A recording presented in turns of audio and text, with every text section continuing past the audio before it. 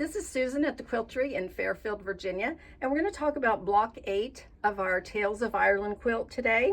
And you can see the finished finished block is here, and we did go ahead and use the little fairy faces as they indicate. We've got little fairies in 2 or 3 of our blocks for the quilt, and you can of course fussy cut anything you want to, or just use solid pink in there if you prefer. Whatever you want to do is fine.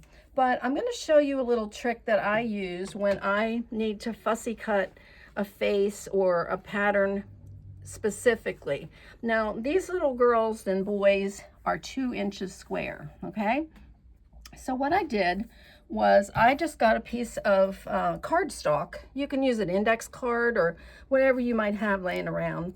And I cut that to a 2-inch square, okay? You can see there that it's 2 inches. Then what I did was I came in a 1/4 inch and I marked it on all sides, okay? And then this is what I ended up with. So then you're going to cut this part out and you get this. You can do this with any size square that you want to fussy cut.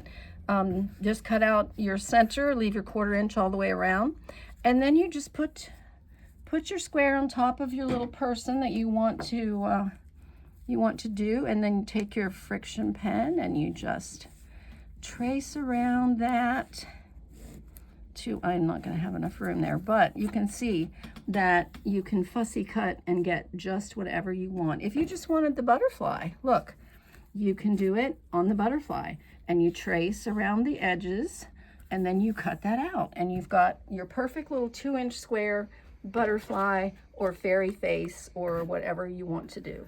Okay, just a little tip I wanted to give you. I'm sure there are templates you can buy, but why buy one when you can make one, right? All right, this one is called Fairies and Flower Petals, and it's got tiny little 1-inch squares in here, which can be a challenge, but Margot whipped this together for us, and I think she did a wonderful job. She likes working with little pieces, and I do not. So I farmed this one out to my friend Margot, and she did a fabulous job. So this is what I want to show you. You make your strip sets first, and it tells you here you're going to cut 2 strips 1 inch by width of fabric and 1 strip 1 inch by 21 to 22, which is basically half a width of your fabric, out of the white and green print, which is this one that we used. And then you're going to use one strip 1 inch by width of fabric and 2 strips 1 by 21 to 22 inches, which I don't really know why they didn't just say 1 more strip by width of fabric. But anyway, what you're going to do here is you're going to make 2 of these, and you want to press toward the dark, okay? And I'll show you why in just a minute. This one, of course, you've got your light, your dark, and your light, and you make 1 or 2 sets of these. Whatever you've got cut, go ahead and make those. The light green goes in the center and the dark green goes on either side, okay? And there again, press it toward the green, the dark green, because when you start to line these up, you can nest them beautifully when you do that, okay? Because this one's going in and this one's coming out. And you can nest those, and you can get these perfect little points like Margot gets. Okay, so just a little tip there. All right, so you make a bunch of these little bitty squares, okay? And then we're gonna figure out how to set them. It tells you to use 3 squares, 5.5 inches square.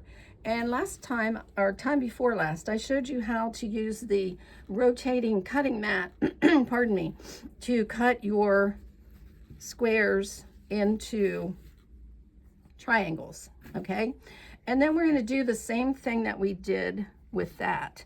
We're gonna have our little square, and we're gonna put our triangles this way and make that Star Wars X-Wing fighter again, okay?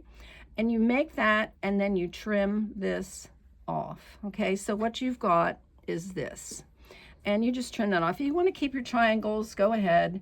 You know, maybe you'll find a use for them in something else. Same thing happens here. You come down, and you're making this in rows. So you come down, you make your little X-wing fighter, and you trim it, okay? So you do that here and here and here on both sides, because you've got 1, 2, 3 rows on each side. 1, 2, 1, 2, 3. And then this is your center, okay? So what you're gonna do in the center is, instead of the triangles, you're gonna use the squares. And you're gonna have a dark green square, a 9-patch square, and a dark green square. And then this is your centerpiece right here, okay?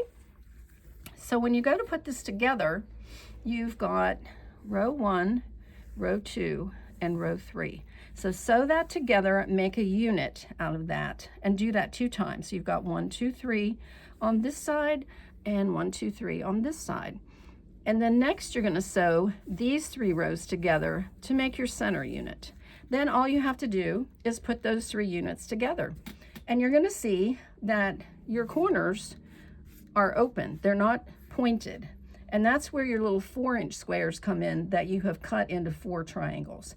You're going to take those and put them on each corner. And we're going to do that stitch and flip that we've been doing so much on this quilt. We're going to stitch and flip. And some of this, of course, is going to be bigger than your 12.5 inches that you're aiming for. So what we're going to do is take our wonderful little handy 12.5 inch ruler, and look at this.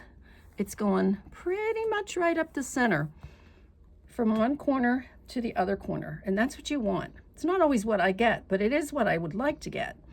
And you're going to trim around it, and you're going to have your 12.5 inch block.